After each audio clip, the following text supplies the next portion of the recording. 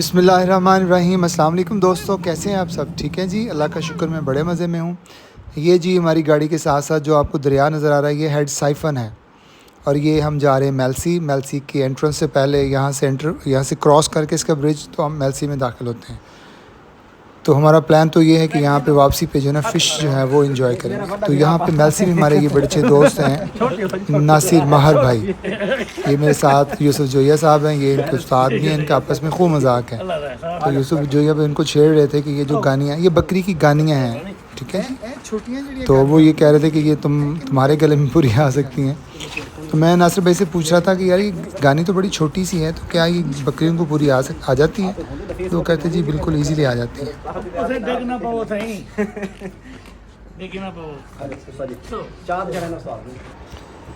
ناصر بھائی موضع چھتانی کے رہنے والے ہیں، اور یہ علاقہ کافی پسماندہ سا اور بڑا دیہاتی سا اور غریب سا علاقہ نظر آتا ہے۔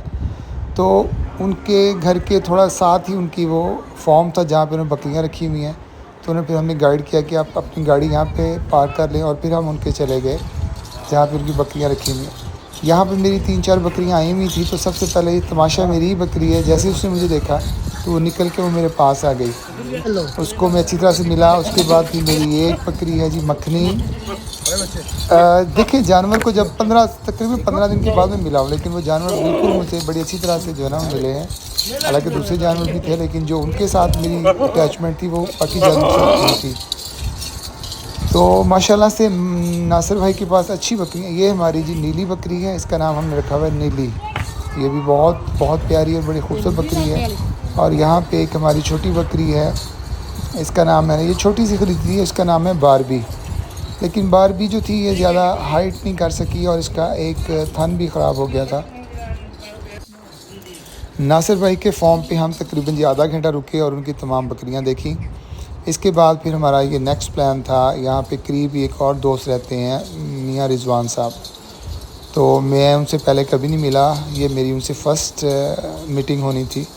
تو انہوں نے اپنی بکریاں چرائی کے لیے بھجوا دی ناصر بھائی نے، کیونکہ اب آلموسٹ اٹ واز 3 o'clock، تو وہ انہوں نے کہا جی ہم نے اس طرف چلنا ہے۔ تو ماشاءاللہ سے ناصر بھائی بڑی ہی کھلی طبیعت کے اور بڑے ہی سادہ لو انسان ہیں۔ اور میاں رضوان صاحب کی بکریاں قریب ہی ایک کپاس کا کھیت تھا، تو انہوں نے وہ خریدا ہوا، تو انہوں نے اس کو کھلی چھوڑی ہوئی تھی چرائی کے لیے۔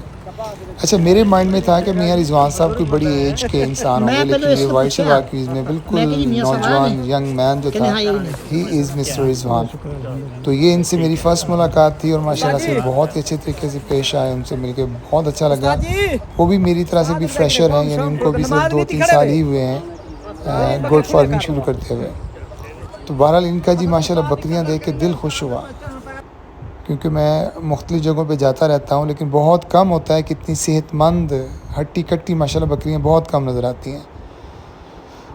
تو ان کے وہ تعریف کر رہے تھے کہ جی میرے جو ان کو چرانے والے لوگ ہیں وہ بڑے محنتی ہیں، وہ کہتے مجھے ٹینشن ہی نہیں ہوتی، ان کو پتہ ہوتا ہے کہ ہمارے پاس 2-3 دن کے چارہ ختم ہونے کے بعد نیکسٹ وہ خود ہی انہوں نے ارینج کیا ہوتا ہے، مجھے صرف انفارم کرتے ہیں جی فلاں جگہ پہ کپاس یا جنتر اویلیبل ہے، اور میں ان سے کہتا بات کر کے فائنل کر لیتا ہوں۔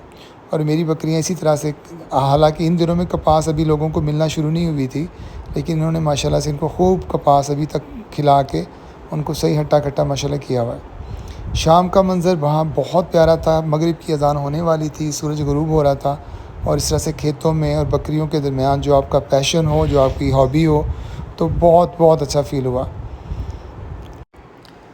یوسف صاحب جو کہ ماشاءاللہ سے استادوں کے استاد ہیں، وہ بھی ہمارے ساتھ تھے، ان کا ساتھ ہونا بڑا فائدہ مند ہوتا ہے، کیونکہ وہ ان بکریوں کے انز اینڈ آؤٹس وہ بڑے کلیئرلی ان کے ساتھ ڈسکس ہوتے ہیں۔ دیکھیں جی عام بندہ تو یہی سوچتا ہے کہ یار کیا اتنی دور کا سفر یہ بکریاں دیکھنے کے لیے کرتے ہیں، لیکن وہی بات ہے کہ یہ ایک نشہ ہے، جب آپ کو اس طرح کا نشہ لگ جاتا ہے جو کہ فزیکلی، مینٹلی، روحانی طور پہ ہر طرح سے اس کا فائدہ ہے۔